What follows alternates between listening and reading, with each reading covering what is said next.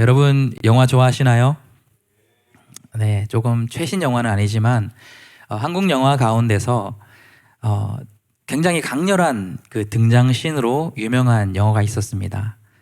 그 등장씬으로 인해서 영화의 공기가 완전히 바뀌게 되는 그런 강렬한 등장씬으로 꼽히는 그 영화와 장면이 있는데, 여러분 어떤 좀 영화가 떠오르나요? 관상, 그쵸?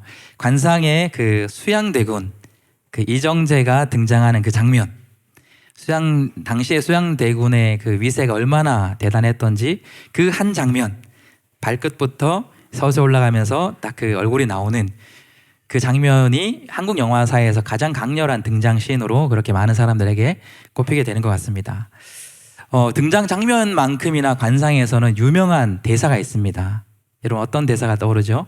굉장히 걸걸한 목소리로 이복의 관상가 양반, 그 다음 뭐라고 하죠? 내가 왕이 될 상인가. 이 대사가 굉장히 또 유명한 그런 대사입니다. 이 대사를 하는 그 수양대군의 그 내면에 있는 권력을 향한 욕망, 그런 것이 담겨 있는 질문이 바로 이런 질문입니다. 그런데 동시에 이 그 대사가 많은 사람들에게 또 많은 깊은 여운을 남겼던 것은 수양대군 한 사람의 권력을 담은 그런 고백이기도 하지만, 사실 이 질문 안에는 우리 모든 인간들의 마음속에 있는 아주 깊은 본능을 건드렸고, 그것이 공감을 샀기 때문에 많은 사람들에게 여운을 남길 수 있었던 것 같습니다.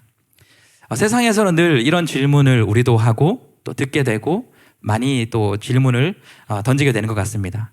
누가 왕인가? 누가 왕이 될 것인가에 대한 그런 고민들과 질문들을 여전히 이 세상 속에 많은 사람들이 하고 고민하는 그런 질문이 되는 것 같습니다. 누가 왕인가? 누가 왕이 될 것인가? 이 질문을 자세히 들여다보면 그 안에는 크게는 두 가지 마음이 있는 것 같습니다. 누가 왕이 될 것인가? 누가 왕인가? 라는 그 질문 속에는 첫 번째는 혹시 내가 왕이 될 수 있진 않을까? 라는 그런 마음들이 그 질문 안에 담겨 있습니다. 거창하게 전 세계나 뭐 한 나라의 그런 왕은 아닐지라도 최소한 내가 내 인생의 그런 주인이 되고 싶은, 왕이 되고 싶은 그런 마음들, 그런 욕망들이 또 우리 가운데 있고요. 최소한 주변에서 내가 중요한 사람이 되는 것, 그래서 더 많은 것을 누리고 싶은 그러한 욕망들이 우리 가운데 있고, 우리는 이러한 질문들을 스스로 고민하게 된다라는 것입니다. 두 번째, 이러한 누가 왕이 될 것인가에 대한 질문 속에는 이러한 또 고민이 있을 것 같습니다. 내가 왕은 아니더라도 적어도 누군가는 나를 유익하게 이끌어갈 그런 왕은 도대체 누구일 것인가? 어떤 사람을 왕으로 세우면, 어떠한 대상을 내가 왕으로 삼으면 나의 인생이 조금 더 윤택해지고 내가 평안해지고 내가 좀 더 안정적인 삶으로 갈 수 있을 것인가에 대한 그러한 고민 속에서 누가 왕인가, 누가 왕이 될 것인가에 대한 고민을 우리는 하게 되는 것 같습니다. 이러한 질문을 그래서 다르게 한번 우리가 던져보면 이러한 질문이 됩니다. 내 삶을 누가 이끌 것인가? 내 삶을 누가 유익으로 이끌어 줄 것인가에 대한 질문과 고민과 그 대답을 찾아가는 것이 또한 우리의 인생의 한 부분이 되는 것 같습니다. 그래서 결국에는 내가 왕이 되고자 하는 사람들이 나타나게 되고요, 아니면 나를 유익하게 하는 그 어떤 사람을 우리가 왕으로 정하고 그 대상을 왕으로 섬기며 살아가는 것이 우리의 삶의 모습이 되기도 합니다. 그런데 여러분, 세상에 많은 사람들이 누가 왕일 것인가, 누굴 왕으로 삼고 살아갈 것인가에 대한 고민을 한다면 우리는 이러한 고민을, 더 깊은 고민을 해야 될 필요가 있습니다. 성경이 말하는 왕은 누구인가? 성경이 말하는 왕은 어떠한 왕인가에 대한 고민을 우리 그리스도인들은 해봐야 합니다. 성경이 말하는 왕은 어떤 왕일까요? 성경이 말하는 왕은 세상이 말하는 왕처럼 단순한 힘이 있는 권력을 가진 그런 통치자를 왕이라 말하지 않습니다. 성경에서 말하는 왕은 자기 백성을 자기보다 사랑하고 진정으로 위하는 것이 성경이 말하는 왕입니다. 그리고 그 마음으로 자기의 백성을 완전하게 인도할 수 있는 존재, 완벽하게 다스릴 수 있는 존재가 성경적인 왕입니다.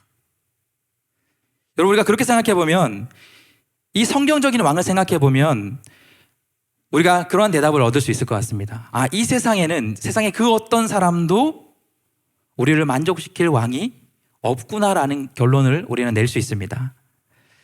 우리를 완전하고 완벽하게 인도할 수 있는 대상, 자기 유익보다 백성을 위하여서 그렇게 사랑으로 통치할 수 있는 왕이 과연 세상 가운데 있는가?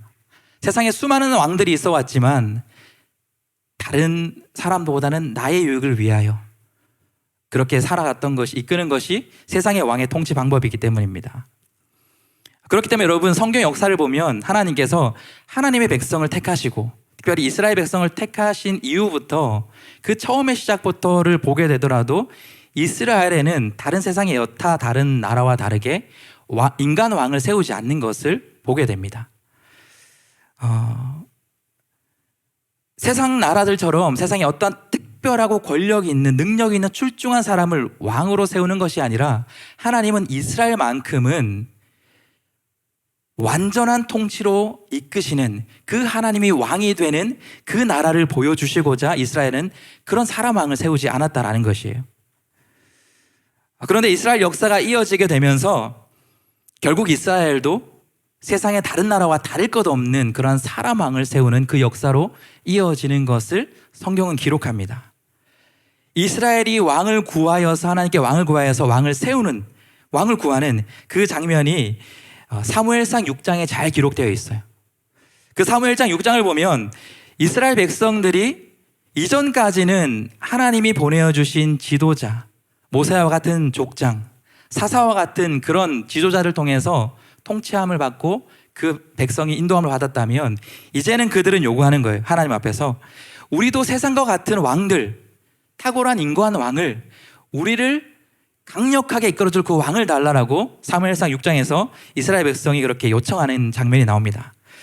세상의 왕, 그런 사람의 왕을 요구했을 때 하나님께서 어떻게 대답하냐면, 그들에게 어떻게 경고하냐면, 세상이 말하는 그런 사람 왕은 너희들이 원하고 있지만 결국에 그들은 너희를 위하고 너희를 위해서 그렇게 헌신하고 통치하는 왕이 아니라 세상의 왕은 결국 너희를 통하여 자신의 배후를 채우고 자신의 유익을 위해서 너희를 착취하고 너희 자녀를 부려먹는 존재가 바로 세상의 왕이 될 것이다 라고 그렇게 강력하게 경고합니다. 그 경고를 받은 이스라엘 백성들이 어떻게 응답할까요? 그 응답이 사무엘상 8장 19절 20절을 보면 이렇게 그들의 마음의 고백을 분명히 기록합니다. 8장 19절을 보면 백성이 사무엘의 말 듣기를 어떻게 했다고요? 혹시 말씀 없나요? 네. 사무엘상 8장 19절 말씀 보면 백성이 사무엘 말 듣기를 거절하였다. 하나님이 사무엘을 통해서 인간 왕은 완벽하지 못하기 때문에 너희들 착취하고 오히려 너희를 더 힘들게 하는 그런 왕이 될 거야 라고 그 왕을 세우는 것이 좋지 않다라고 얘기했음에도 19절 보면 백성이 사무엘 말 듣기를 거절합니다. 그러면서 대답하기를 이르되 아니로소이다. 우리도 우리 왕이 있어야 하리니. 그리고 20절을 보면 우리도 다른 나라들 같이 되어 세상의 나라들 같이 되어 우리의 왕이 우리를 다스리며 우리 앞에 나가서 우리의 싸움을 싸워야 할 것이니이다 라고 해서 그들이 끊임없이 인간의 왕을 하나님께 요구하는 장면을 보게 됩니다. 이 요구 이후에 이스라엘에도 세상 나라들처럼 이제 드디어 인간 왕이 세워지는 것이 이스라엘의 역사입니다. 그렇게 세워진 이스라엘의 초대 왕은 여러분 누구죠? 여러분도 잘 알고 있는 사울 왕이 이스라엘의 초대 왕이 그렇게 된 것입니다. 이 과정 속에서 사울이라는 그 한 사람이 이스라엘의 왕이 된 것입니다. 이 사울이 왕으로 세워지는, 이스라엘 초대 왕이 세워지는 그 장면을 보면 이 사울이라는 사람은 누가 보기에도 왕이 될 만한 그런 인물이었어요. 키도 훤칠하고 그런 왕이 되기에 적합한 모습을, 외형을 갖춘 그런 존재였습니다. 그리고 그 시작도 하나님 앞에서 겸손하게 이스라엘의 왕다운 모습으로 시작한 것이 사울 왕이라는 그 첫 번째 왕의 모습이었어요. 그런데 그렇게 하나님 앞에서 겸손으로 잘 세워졌던 그 사울이라는 왕도 시간이 지나면서 그 왕의 권세에 유혹을 이기지 못하고 자신이 왕이 되고자 하는 그러한 교만 속에서 결국 하나님께 버림받는 것이 이스라엘의 첫 번째 왕의 모습이었습니다. 이것을 통해서 우리가 분명히 알 수 있는 것이 세상에 완벽한 왕이 세워지는 것이 정말 불가능하다라는 것을 우리가 확인할 수 있습니다. 그런 역사 이어지는 가운데 바로 오늘 본문의 사무엘하 5장을 보면 이스라엘 역사를 통틀어서 가장 위대하다 평가받는 왕, 믿음의 중심을 볼 때도 가장 모범이 될 만한 그러한 두 번째 왕이 세워집니다. 그 왕의 이름은 무엇일까요? 그 왕은 누구죠? 네, 우리가 너무나도 잘 알고 있는 다윗. 그 다윗 왕이 오늘 사무엘하 5장을 통해서 이스라엘의 두 번째 왕으로 세워지는 그 장면이 기록된 것이 바로 사무엘하 5장의 장면입니다. 사무엘하 5장 전체는 이 걸출한 다윗 왕이 어떻게 왕으로 세워지고 어떠한 중요한 일들을 하는지에 대한 그 기록으로 담겨 있습니다. 크게는 세 부분 혹은 네 부분으로 나눠 있습니다. 우리가 읽었던 1절부터 5절까지가 이스라엘 백성들이 이제 마음을 모두 모아서 다윗이라는 그 사울 왕이 있을 때 다윗을 그렇게 다 왕이 되기를 거절했던 그 사람들이 다윗을 왕으로 추대하는 그 장면이 1절부터 5절까지 나옵니다. 그리고 그 다음에 6절부터 12절까지는 이스라엘에게 가장 중요한 그 장소라고 할 수 있는 예루살렘이라는 곳이 다윗을 통해서 점령하여서 수도로 세워진 장면이, 그 중요한 장면이 이제 6절부터 12절까지 나옵니다. 그리고 13절부터 16절까지는 그 예루살렘에서 다윗이 낳은 자손들에 대한 짧은 그 이름들이 나열되고요. 마지막 17절부터 25절까지는 또 중요한 기록이 담겨 있는데, 이전에 이스라엘을 끊임없이 대적했던 가장 대표적인 대적이었던 블레셋과의 전쟁의 장면을 통해서 이 다윗 왕이라는 존재가 하나님 앞에서 어떻게 세워져 가는지에 대한, 어떤 역할을 앞으로 하게 될지에 대한 것을 전반적으로 보여주는 것이 5장의 장면입니다. 그래서 우리가 읽었던 1절부터 5절까지의 이스라엘 백성들이 다윗을 왕으로 추대하는 장면을 보게 되면 표면적으로는 이러한 과정을 통해서 이 다윗이라는 인물이 이스라엘의 그런 존경받는 가장 위대한 왕으로 세워지는구나 라는 것으로 우리가 1절부터 5절까지 말씀을 볼 수 있습니다. 그런데 이 1절부터 5절까지 우리가 이제부터 자세히 살펴보게 되면 사실은 그 말씀 안에 다윗이라는 한 두 번째 왕이 세워지는 것 같지만, 그 깊숙한 말씀을 들여다보면 그 다윗이라는 왕이 세워지는 과정을 통해 다윗 왕이 진짜 이스라엘의 왕, 하나님이 세우시려고 하는 이스라엘의 지도자가 아니라 바로 하나님께서 다윗이 세워진 그 과정 속에서 진짜 왕이심을 드러내는 것이 다윗 왕이 세워지는 장면 속에서 우리가 발견할 수 있는 그 말씀입니다. 1절부터 5절 말씀을 우리가 한번 자세히 살펴보게 될 텐데요, 사람이 아닌 하나님이 왕이시다라는 것을 하나님은 다윗 왕을 세우는 과정 속에서 분명히 말씀하십니다. 1절부터 3절까지의 말씀을 요약해 보면 이스라엘의 모든 지파가 다윗이 있는 그 헤브론에 모이게 됩니다. 그리고는 다윗에게 이제 우리의 왕이 되어 달라고 요청하는 장면이 1절부터 3절까지의 말씀이에요.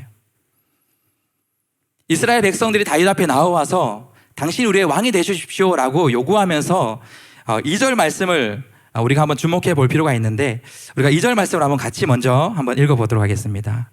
2절 말씀을 함께 읽겠습니다. 시작.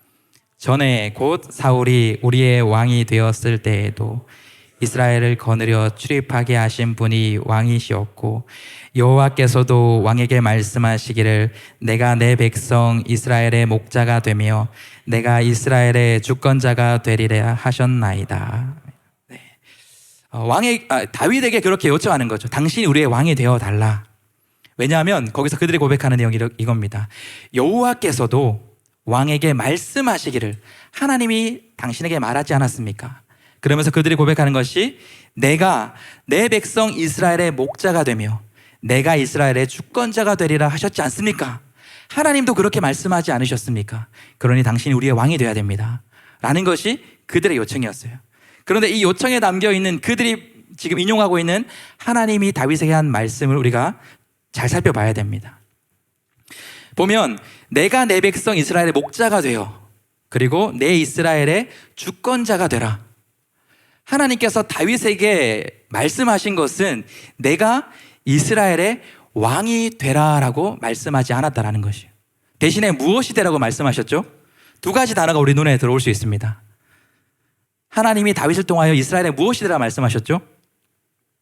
목자와 주권자가 돼야 한다라고 하나님이 분명히 다윗에게 말씀하는 것을 보게 됩니다.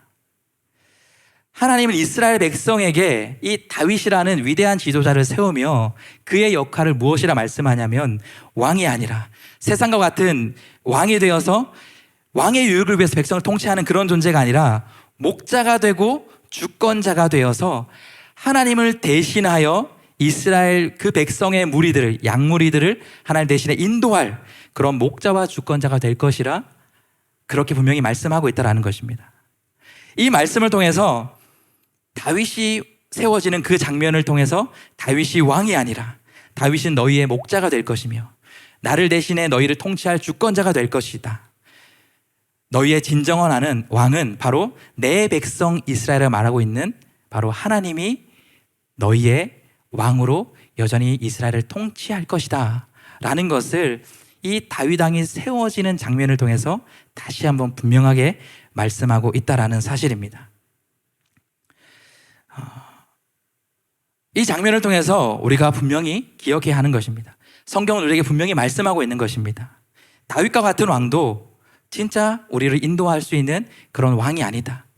우리를 인도하실 우리 인생의 진짜 왕은 바로 하나님이시다라는 것을 우리가 분명히 기억하며 살아가기를 말씀을 우리에게 분명히 이야기하고 있다는 것입니다.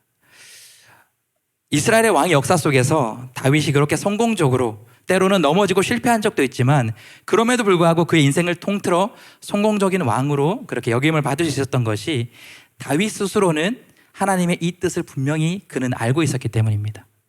내가 이스라엘의 왕으로 사람들은 나를 왕으로 세웠지만 내 인생의 왕도 하나님이시며 그러게 내게 맡긴 이 이스라엘 백성들의 진정한 왕도 하나님이시다라는 것을 다윗은 분명히 알았기 때문에 그는 그의 인생의 왕의 인생에 통틀어서 때로는 넘어지고 실패할지라도 그러나 끝까지 하나님께 귀하게 쓰임받을 수 있는 이스라엘의 지도자가 될 수 있었다라는 사실을 우리가 기억할 수 있길 바랍니다. 그렇게 해서 1절부터 5절까지 이스라엘 왕 다윗이 세워지는 걸 통해서 하나님이 진짜 왕이시다라는 것을 성경은 이야기해 줍니다. 그리고 그 다음에 말씀을 보면 6절부터 12절까지의 말씀을 보면 이스라엘 역사의 굉장히 중요한 전환점의 역사이고 또 다윗의 큰 업적이라 할 수 있는 그러한 장면이 이어서 진행되는 걸 보게 됩니다. 그것이 바로 예루살렘이라는 성읍을 정복하고 그곳을 수도로 세우는 시작이 바로 이 다윗 6절에 다윗이 그 일을 시작했기 때문입니다. 여러분, 예루살렘이라는 이 성읍은 지금까지도 이스라엘에게는 종교적, 정치적 가장 중심지이고 성지라 말할 수 있는 곳이 예루살렘입니다. 그런데 처음부터 예루살렘이라는 곳이 이스라엘의 성읍이 아니었고 처음부터 그것이 이스라엘의 수도 중요한 장소가 아니었다라는 것이에요. 그런데 언제부터 그것이 시작될 수 있었는가가 바로 6절부터 나오는 말씀을 통해서 우리가 확인할 수 있습니다. 6절을 우리가 한번 같이 읽어보도록 하겠습니다. 함께 읽겠습니다. 시작. 왕과 그의 부하들이 예루살렘으로 가서 그 땅 주민 여비수 사람을 치료하매 그 사람들이 다윗에게 이르되 내가 결코 이리로 들어오지 못하리라. 맹인과 다리 저는 자라도 너를 물리치리라 하니 그들 생각에는 다윗이 이리로 들어오지 못하리라 함이라. 6절에서 이야기하고 있는 말씀은 어떤 걸 이야기하는 것입니까? 왕과 그의 부하들이 누굴까요? 다윗과 그의 부하들을 이야기하는 것입니다. 예루살렘으로 가서 그런데 그 땅에는 이미 그 땅 주민이 있었다고 합니다. 어떤 사람을 얘기하죠? 여부스 사람이라는 가나안 족속의 한 부족이었습니다. 그런데 이 예루살렘이라는 지역을 보게 되면 여러분 베냐민 지파와 유다 지파 경계선 사이에 있는 곳이 이 예루살렘이라는 성읍이었어요. 그렇기 때문에 이스라엘의 12지파가 통치하고 있던 정복했던 그 가나안 지역에 속해 있는 것이 예루살렘 지역입니다. 그런데 오늘 6절의 말씀을 보면 그곳은 아직 이스라엘 민족이 정복하지 못한, 그래서 여전히 가나안 민족이 정복하고 있는 곳이 예루살렘 성전에 대해 얘기합니다. 이 역사가 언제부터 이어졌냐면 여호수아 15장 63절을 보게 되면 이렇게 기록합니다. 예루살렘 주민 여보스 족속을 유다 자손이 쫓아내지 못하였으므로 여보스 족속이 오늘까지 유다 자손과 함께 예루살렘에 거주하니라. 그곳에 이미 먼저 있었던 이스라엘 민족이 가나안 땅을 정복하러 갔을 때 이미 먼저 있던 예루살렘을 정복하고 있던 것은 여부스 족속이 그 성읍을 차지하고 있었습니다. 근데 예루살렘이라는 곳은 지리적으로도 그렇고 정복하기 어려웠던, 이전에 정복을 하지 못했던 그런 천의 요새와 같은 곳이 예루살렘 그 성읍이었습니다. 그렇기 때문에 이 이스라엘 민족들이 그곳을 정복하지 못하였어요. 그리고 다윗의 왕 때까지도 여전히 그곳은 여부스 족속이 그 성읍을 단단하게 차지하고 있던 것이 이 예루살렘 성전이었습니다. 그런데 이 오랫동안 정복하지 못한, 수백 년 동안 정복하지 못했던 예루살렘 성전이 마침내 다윗을 통해서 정복을 당하게 되고 이제부터 그 이스라엘의 수도로 이어지는 역사를 시작하게 됩니다. 난공불락의 이 성이 여러분 어떻게 다윗을 통해 정복될 수 있었을까요? 어떠한 대단한 전략이, 어떤 어마어마한 군사력이 이것을 가능케 했을까요? 그 장면을 보게 되면 7절에 이렇게 기록하고 있습니다. 우리 7절 말씀을 한번 같이 읽어보겠습니다. 같이 읽겠습니다. 시작.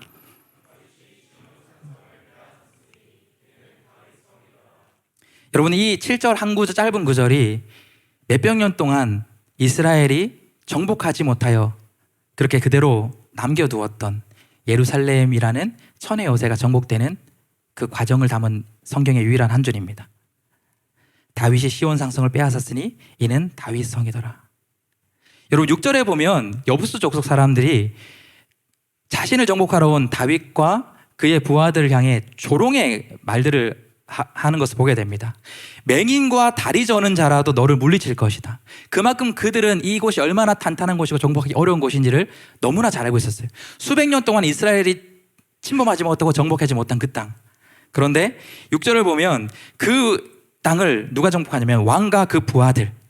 여러분, 여기 있는 이 표현은 다윗과 그의 부하들이라는 표현은 이스라엘 전체 군대를 얘기하는 것이 아니에요. 왕으로 표현된 다윗과 다윗이 개인적으로 그렇게 키운 사병들을 이야기합니다. 굉장히 소수의 그런 병력이 다윗과 함께 정복하지 못한 예루살렘을 정복하는 것을 표현한 것이 이런 전략 속에서 이러한 어마어마한 군사를 통해서 정복했다라는 것이 아니라 7절에 말하는 것은 다윗이 시온 산성을 빼앗았으니 이는 다윗성이었더라 라고 간단하게 요약하고 있는 것입니다. 여러분, 어떻게 그 정복할 수 없었던 그 예루살렘 성읍이 다윗을 통하여서 이렇게 정복됐다라고 간단하게 성경은 기록하고 있을까요?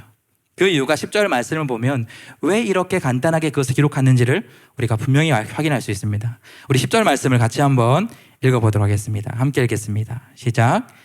만군의 하나님 여호와께서 함께 계시니 다윗이 점점 강성하여 가니라. 그 다윗과 소수의 병력이 그 난공불락의 예루살렘을 정복할 수 있었던 그 궁극적인 이유는, 그 한 줄로 간단하게 소개했던 이유는 바로 10절을 더욱더 부각시키게 하기 위한 것입니다. 그것이 가능했던 이유는 다윗이라는 걸출하는 왕이 그 일들을 한 것이 아니다라는 것을 성경은 분명히 이야기하는 것입니다. 한 줄로 간단하게 다윗이 정복했다라고 다윗의 역할을 끝냅니다. 그리고 10절에서 분명히 그것이 가능하게 했던 이유를 얘기하고 있는 것입니다. 바로 만군의 하나님 여호와께서 다윗과 함께 계시니, 다윗이 왕으로 가서 그것을 정복한 것이 아니라 왕이신 하나님이 대리 통치자 세우신 다윗을 통하여서 함께 하심을 통하여서 다윗이 강하여지고 예루살렘 정복도 정복할 수 있었다. 그렇게 성경은 분명히 이야기하고 있다는 것입니다. 여러분, 그런데 우리가 성경을 보게 되면 이 흐름이 여러분에게 좀 익숙하게 다가오지 않으시나요? 저와 함께 작년에 나누었던 그 출애굽 이야기의 과정이 이와 비슷하게 느껴지지 않으시나요? 하나님이 함께 하시는 그 백성, 하나님이 통치하시는 백성이 하나님과 함께 할 때 승리하는 그 과정. 여러분, 이 흐름이 출애굽의 역사였고 이어지는 사사시대의 역사였고 왕이신 하나님이 이끄시는 그의 나라와 백성의 역사다라는 것을 지금 다윗의 시대에도 그것이 이어지고 있다라는 것을 성경은 이야기하고 있는 것입니다. 여러분, 이 사실을 오늘 본문의 말씀을 통해서 우리가 잘 아는 것이 너무나 중요합니다. 하나님이 왕이시고 그 하나님이 택한 나라와 백성을 은혜로 이끄시는 분이시다라는 것을 우리의 삶 속에서 우리가 날마다 인식하며 신뢰하며 살아야 하는 것이 우리 그리스도인들에게 너무나 중요한 사실이다라는 것이에요. 왜냐하면 여러분, 이 역사는 다윗의 과거 이전의 역사부터 하나님이 택한 이 백성을 택하신 그 이후부터 계속된 역사였고, 다윗의 시대에도 여전히 이어지고 있고, 그리고 다윗 이후에 지금 이 시대를 살고 있는 저와 여러분의 시대에도 여전히 이어지는 하나님의 통치의 역사이며 앞으로도 영원히 이어질 하나님의 통치의 역사이기 때문에 우리는 이 사실을 잊지 않고 그 하나님을 붙들며 믿음으로 하나님과 함께 하나님의 백성으로 하나님의 통치를 받고 살아가는 것이 우리의 그리스도인의 인생 가운데 가장 중요한 것이다라는 사실입니다. 다윗은 이 사실을 너무나도 분명히 잘 알고 있었던 사람이에요. 그래서 그 12절에 이렇게 다윗을 향하여 기록하고 있는 것을 보게 됩니다. 우리 12절의 말씀을 같이 한번 함께 읽어보겠습니다. 함께 읽겠습니다. 시작. 다윗이 여호와께서 자기를 세우사 이스라엘 왕으로 삼으신 것과 그의 백성 이스라엘을 위하여 그 나라를 높이신 것을 알았더라. 다윗이 무엇을 알았나요?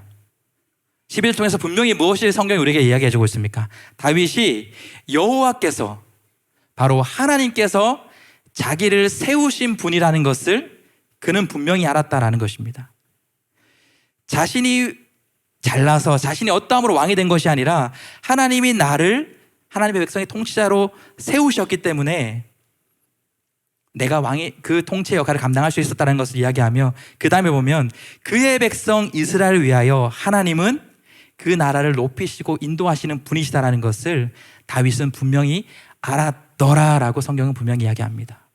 우리가 잘 아는 것처럼 여기서 말하고 있는 알았더라라는 것은 지식적인 알을 이야기하는 것이 아닙니다. 경험적인 것을 통해서 하나님이 진짜 나의 왕이시다라는 것, 그리고 하나님이 그의 백성 이스라엘을 위하여서 그의 나라를 높이시고 그의 나라를 승리케 하시고 그의 나라를 인도하시는 분이라는 것을 다윗은 분명히 경험적으로 그의 믿음의 고백으로 알았던 사람이다라고 성경은 분명히 기록하고 있는 것입니다. 그렇기 때문에 다윗은 때로는 넘어지고 실패할지라도 끝까지 자신이 아니라 사울처럼 자신이 왕이 아니라 하나님이 왕이라는 사실을 다시 기억하여서 끝까지 하나님을 왕으로 그의 통치 앞에 순종하며 그렇게 나아갈 수 있었다라는 것 사실을 우리 청년들이 기억했으면 좋겠습니다. 하나님이 왕이심을 여러분 분명히 아는 것, 그 왕이신 하나님이 택한 다윗, 택한 이스라엘 백성, 그리고 이 시대의 저와 여러분을 하나님의 놀라운 은혜의 통치로 이끌어 가신다라는 사실을 우리가 분명히 알고 우리의 믿음의 여정을 걸어갈 수 있는 저와 여러분이 될 수 있길 예수님의 이름으로 축복합니다. 우리가 그 하나님을 아는 것, 그 하나님이 진짜 왕이라는 것을 아는 것, 그 하나님의 통치를 따라가는 것이 가장 은혜라는 것을 아는 것이, 신뢰하는 것이 너무나 중요합니다. 왜냐하면 그것을 알고 믿고 따라갈 때만 하나님의 역사를 우리가 경험할 수 있기 때문입니다. 이어지는 다윗의 역사를 보게 되면 그렇게 하나님이 왕이신 것을 분명히 알고 하나님의 통치를 분명히 아는 다윗이 그렇게 하나님을 의지하며 걸어가게 될 때에 자신이 그 나라를 이끌어가고 승리케 하는 것이 아니라 하나님이 이미 먼저 앞서 가셔서 일하시는 분이라는 것을 다윗은 그의 인생 속에서 경험하는 것을 성경은 이야기하고 있습니다. 우리 두 번째 대지를 같이 읽어보도록 하겠습니다. 함께 읽겠습니다. 시작. 사람이 아닌 왕이신 하나님이 앞서 가시고 일하신다. 하나님이 왕이심을 아는 사람, 그 하나님이 가장 선한 길로 승리의 길로 인도하는 것을 아는 사람이, 알고 믿고 따라가는 사람만이 하나님께서 앞서 가시고 일하시는 것을 경험하는 은혜를 경험할 수 있습니다. 뒤이어지는 말씀을 보게 되면 17절부터는 이제 블레셋과의 전쟁의 장면이 나오는 것을 보게 됩니다. 이 다윗이라는 인물이 네 분으로 갈라져 있던 이스라엘 지파를 한 나라로 묶게 됩니다. 강력한 나라가 생기는 거죠. 그리고 난공불락의 예루살렘 성전을 정복하고 이제 그곳을 수도로 삼습니다. 강한 나라가 생긴다라는 것은 그 나라에게는 복된 일이지만 주변의 국가들에게는 경계의 대상이 됩니다. 그 가나안 지역에는 바로 다윗이 왕으로 세워지는 이 순간부터, 예루살렘 성전을 정복한 이 순간부터 이제 그 땅은 긴장의 상태에 놓여 있는 것이 그 가나안 지역의 분위기였습니다. 그렇기 때문에 17절을 보면 그 상황이 어떻게 됐는지 이렇게 기록하는 것을 보게 됩니다. 우리 17절 말씀을 같이 한번 읽어보겠습니다. 함께 읽겠습니다. 시작.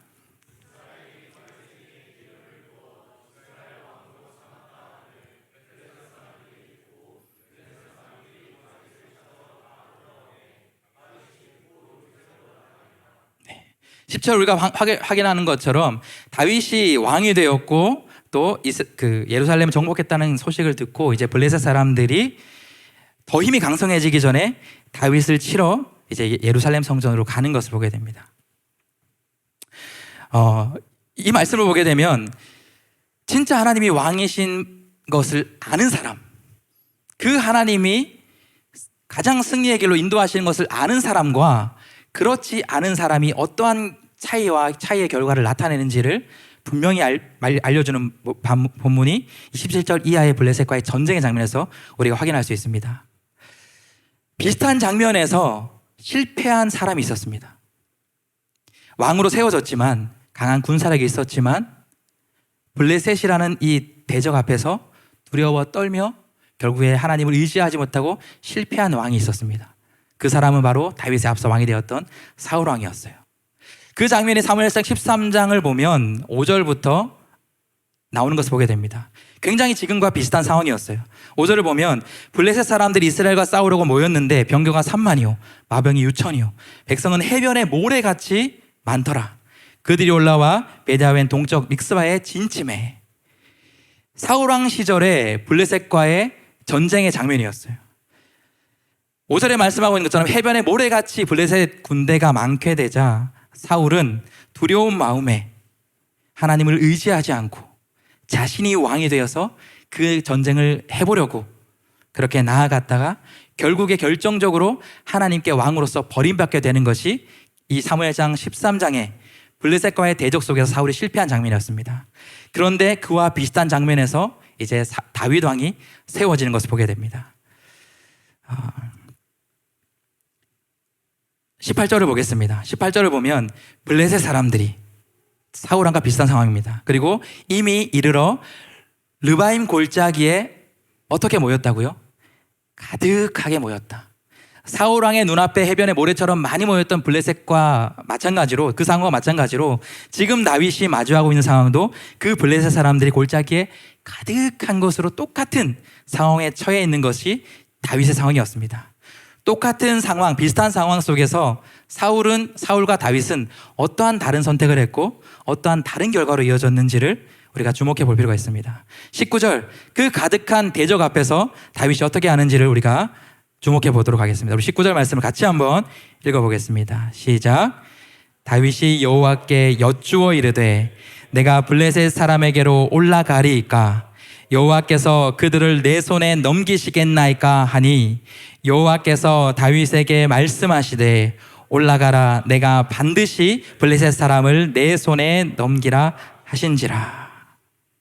다윗과 사울의 똑같은 대적을 앞두고 했던 선택의 차이는 19절에 얘기하고 있는 것처럼 사울은 자신이 왕이 되어서 그 위기를 이겨보려고 그렇게 백성을 이끌었지만 다윗은 자신이 왕 되는 것을 내려놓고 진짜 왕이신 하나님께 여쭈어 이르되 하나님께 묻는 것을 통해서 이 위기와 그의 백성을 이끌어가는 것을 성경은 분명히 이야기하고 있다는 것입니다.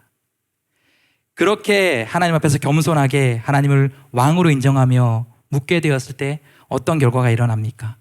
하나님이 그 다윗에게 응답해 주시는 것을 보게 됩니다. 하나님을 신뢰하여 하나님께 묻는 자에게 하나님은 그를 홀로 두지 않으시고 그에게 응답하여 반드시 이 전쟁을 승리로 블레셋을 내 손에 넘기시겠다, 그렇게 약속하는 것을 보게 됩니다.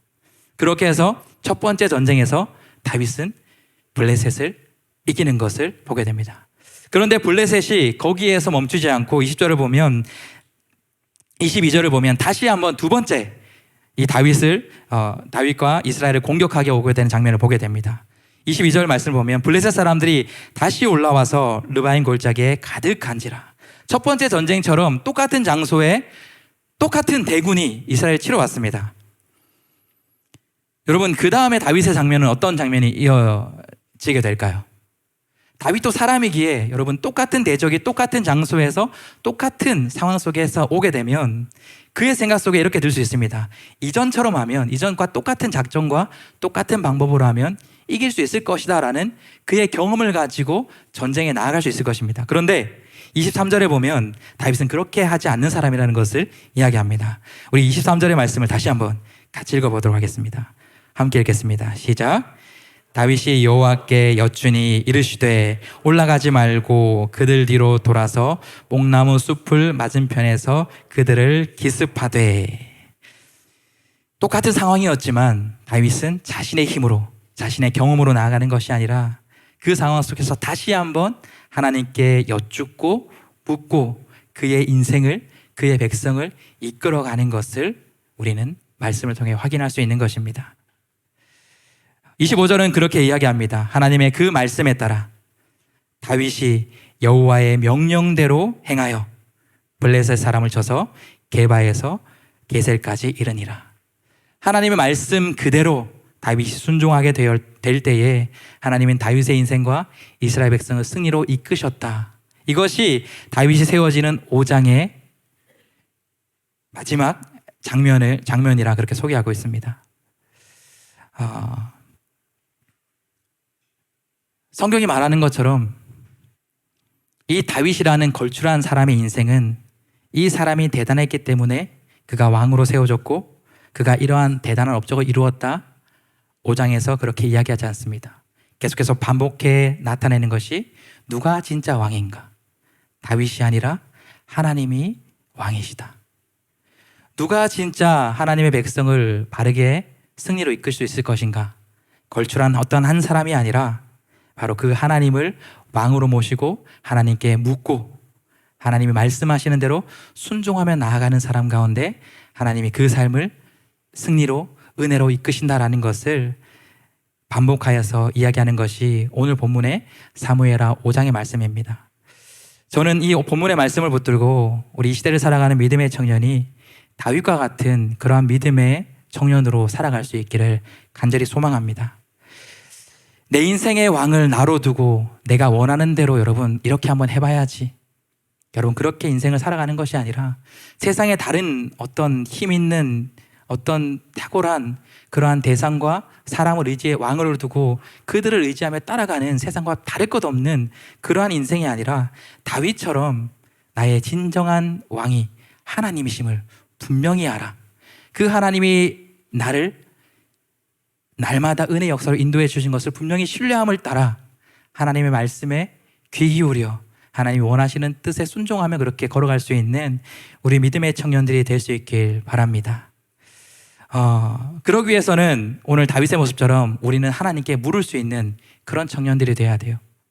여러분 인생 속에서 얼마나 많이 하나님께 여러분의 인생의 중요한 부분들을 묻고 물으며 그렇게 나아가십니까? 어떨 때는 중요한 문제에 있어서 하나님께 묻기도 하지만 그러나 더 많은 부분에 있어서 우리는 하나님께 묻지 않고 세상에 묻고 나의 경험과 지식을 따라 살아갈 때가 많이 있는 것 같습니다. 그런데 오늘 사무엘하 본문의 말씀은 그러한 것으로 우리가 이 세상을 승리하며 살아갈 수 없다라 분명히 이야기합니다. 하나님께 묻고 하나님께 물을 때 응답해 주시는 그 말씀에 귀 기울이고 그렇게 순종하며 나아갈 때 반드시 우리 삶을 은혜와 승리로 이끄신다라는 사실을 기억하며 그 하나님을 의지하며 그 하나님께 순종하며 다윗과 같이 그렇게 위대하게 쓰임받을 수 있는 우리 모든 청년 여러분들이 될 수 있길 예수님의 이름으로 축복합니다.